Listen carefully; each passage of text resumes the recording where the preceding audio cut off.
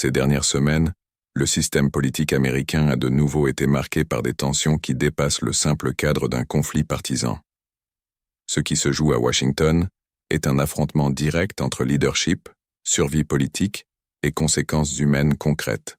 Dans un contexte mondial marqué par des guerres régionales, des conflits énergétiques et des crises de crédibilité institutionnelle, la première puissance mondiale est confrontée à une impasse interne qui menace des millions de citoyens et révèle de profondes divisions au sein même du Congrès. Au cœur de cette crise se trouve la Chambre des représentants. La direction de la Chambre, alignée sur l'aile la plus conservatrice du Parti républicain, a décidé de bloquer tout vote sur la prolongation des subventions de santé créées par l'Affordable Care Act. Ces subventions ne sont pas un simple détail technique. Elles constituent le pilier qui permet à des millions d'Américains de rester couverts par le système de santé.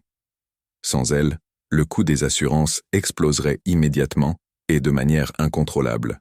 L'impact est direct. Des familles entières se retrouvent sans couverture d'assurance maladie.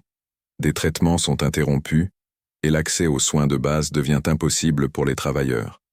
Il ne s'agit pas d'un risque abstrait ni d'une projection lointaine. C'est une conséquence automatique de la fin des subventions. Malgré cela, la direction de la Chambre refuse de soumettre la question au vote en séance plénière. Cette décision ne survient pas isolément. Elle intervient à un moment où les États-Unis font face à des pressions simultanées sur plusieurs fronts. À l'étranger, leurs alliés observent attentivement la capacité du pays à maintenir sa stabilité intérieure, tout en respectant ses engagements stratégiques internationaux. Sur le plan intérieur, la confiance dans les institutions continue de s'éroder. Le blocage du vote constitue donc un test de la résilience même du système démocratique américain. Ce qui rend cet épisode encore plus grave, c'est la réaction interne qu'il a provoquée. Des membres du Congrès, même au sein du camp conservateur, ont commencé à prendre publiquement leur distance avec la direction de la Chambre. Non par affinité idéologique avec l'opposition, mais par calcul politique et pour leur survie électorale. Ces élus savent que l'effondrement des subventions ne sera pas perçu comme un simple débat technique à Washington. Il aura des répercussions directes dans leur circonscription. Face à l'impasse, ces parlementaires ont eu recours à un instrument extrême du processus législatif, la motion de destitution. Ce mécanisme n'est utilisé que lorsque la direction refuse de programmer un vote sur une question ayant déjà recueilli un soutien suffisant. En pratique, il s'agit d'un acte d'insubordination institutionnelle, signe manifeste que l'autorité de la direction de la Chambre est contestée de l'intérieur. Ce mouvement n'est pas homogène. Différentes propositions ont émergé, assorties de stratégies distinctes. Un groupe préconise une prolongation des subventions, assortie de nouvelles règles d'éligibilité. Un autre groupe privilégie une prolongation plus courte, suffisante pour éviter un effondrement immédiat et gagner du temps en vue de négociations futures. Les désaccords sont réels, mais le consensus est encore plus révélateur. L'inaction n'est plus une option politiquement acceptable. L'argument principal de ces élus est simple et accablant.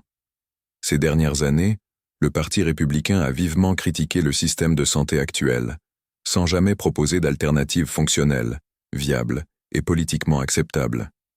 Critiquer sans remplacer le système fonctionnait tant que les conséquences restaient abstraites. Désormais, face au risque concret de voir des millions de personnes perdre leur couverture santé, cette stratégie est devenue intenable. Même des figures influentes du camp conservateur commencent à reconnaître publiquement ce dilemme. Certains admettent que le parti s'est engagé dans une impasse en rejetant le système existant sans proposer une alternative plus performante. Il en résulte un vide stratégique. La direction bloque la prolongation des subventions, mais ne présente aucun plan opérationnel capable de compenser ce qui sera perdu. Pendant ce temps, la présidence de la Chambre évite toute confrontation directe. Les interviews sont refusées, les questions éludées, et le débat public est remplacé par des présentations vagues et génériques.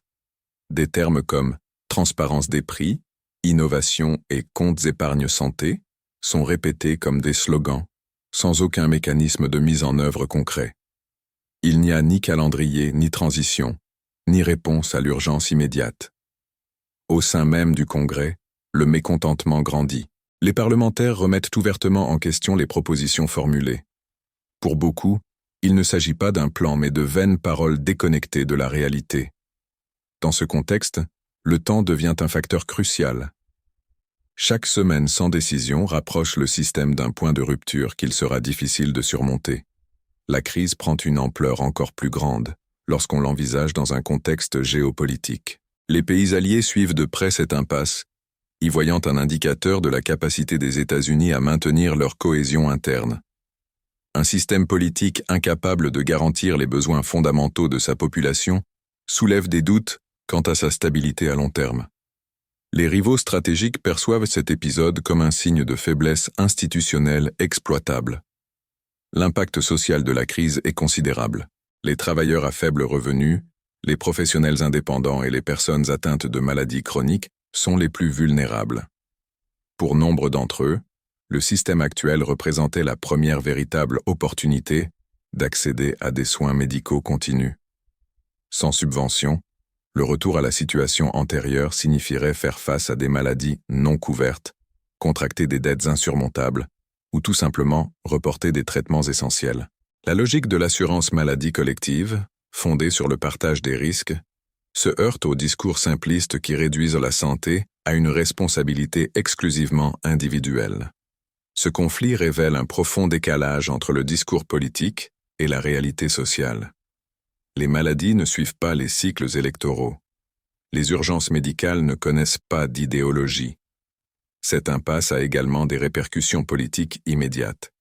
Les sondages et les résultats électoraux récents indiquent que la question de la santé mobilise les électeurs de tous bords, y compris dans les régions traditionnellement conservatrices. Les parlementaires savent que laisser le système s'effondrer pourrait entraîner non seulement une crise sociale, mais aussi une lourde défaite politique. Par ailleurs, le Congrès est confronté à des pressions parallèles sur d'autres fronts sensibles, notamment des demandes de plus grande transparence institutionnelle et des interrogations sur les récentes décisions stratégiques. L'accumulation de crises crée un climat de tension permanente, où chaque nouvelle impasse renforce le sentiment général de paralysie et de désorganisation. Le coût humain de cette paralysie est le point le plus critique. Les témoignages de citoyens qui dépendent du système pour survivre révèlent le contraste entre les débats politiques abstraits et la réalité concrète des personnes touchées. Pour ces familles, le débat ne porte pas sur l'idéologie ou la stratégie législative, mais sur l'accès aux médicaments, aux traitements et aux soins de base. D'un point de vue institutionnel, cet épisode révèle une faiblesse structurelle.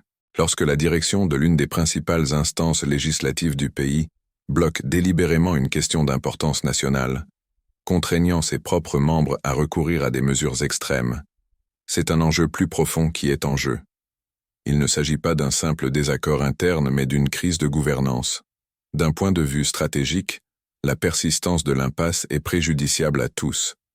La population perd en sécurité et en accès aux services essentiels. Le Congrès perd en crédibilité et en autorité.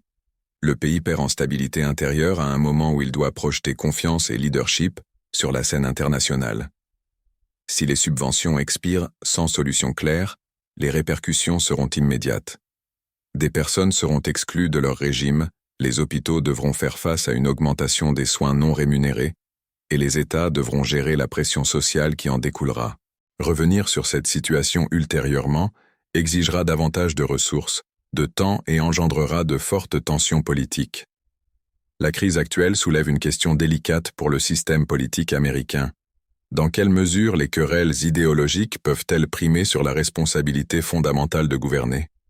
Dans un monde de plus en plus instable, la capacité d'un pays à prendre soin de sa population devient un atout stratégique. L'issue reste incertaine. Les pétitions prennent de l'ampleur. Des négociations se déroulent en coulisses et le temps presse. Le risque d'escalade sociale et politique est réel et ses conséquences dépassent les frontières. Ce qui se passe désormais sera observé non seulement par les électeurs américains, mais aussi par les gouvernements et les analystes du monde entier. En fin de compte, cette crise ne se résume pas à une question de santé ou de subvention. Elle touche au leadership, à la légitimité et aux limites d'une politique de confrontation au sein d'un système dont la stabilité repose sur un fonctionnement continu.